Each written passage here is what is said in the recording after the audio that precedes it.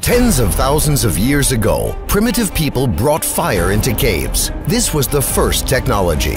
Our ancestors began to heat up their dwellings with fire and cook meat on coals. Many of them didn't live to the age of 20 and died from lung cancer. The air in the caves was filled with unbearable smog. What has changed since then? Mankind has improved technologically, and the number of fires has increased considerably.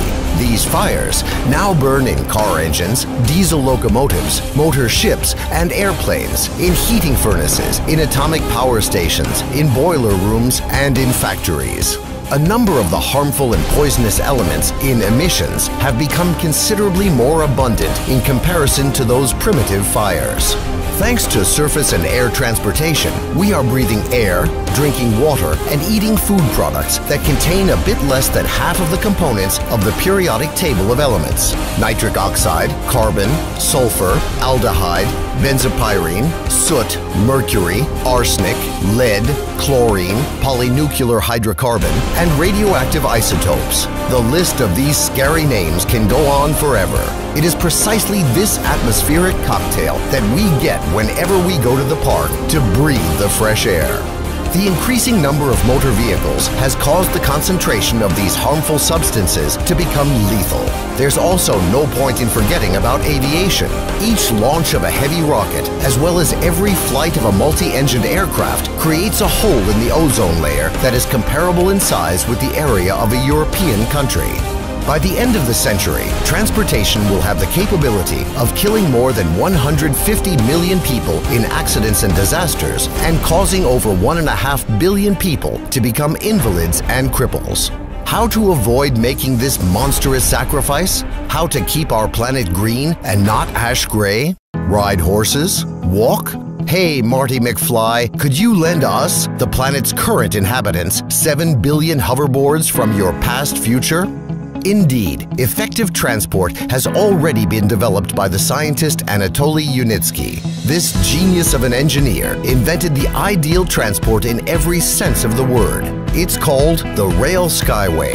More than 30 years and several hundreds of millions of dollars have already been invested in order to bring Junickio's project to life. What do you envision to be the transport of the future?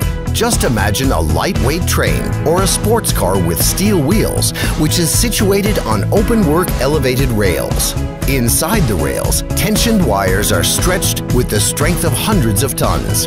Due to the ideal evenness of the track and the super aerodynamics of the rolling stock, it is capable of reaching speeds of up to 500 kilometers per hour. The cost of the trip to you will be 7 times cheaper than that of a conventional train. The level of safety will be 2,000 times higher than traveling by automobile, and a trip will require 10 times less electrical energy or fuel.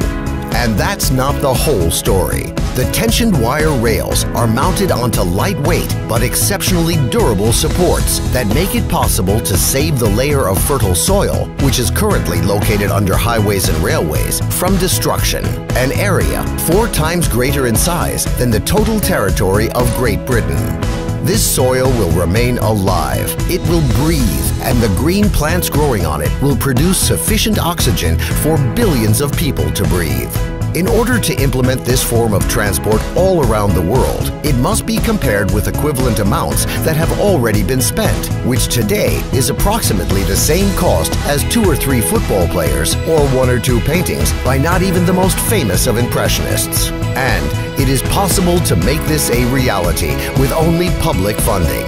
This is precisely the type of transport that is needed by you and me, and only we can cause this project to become a reality. Become a co-investor of the public transport future. Invest in the future of your planet. Find out more at www.rsw-systems.com.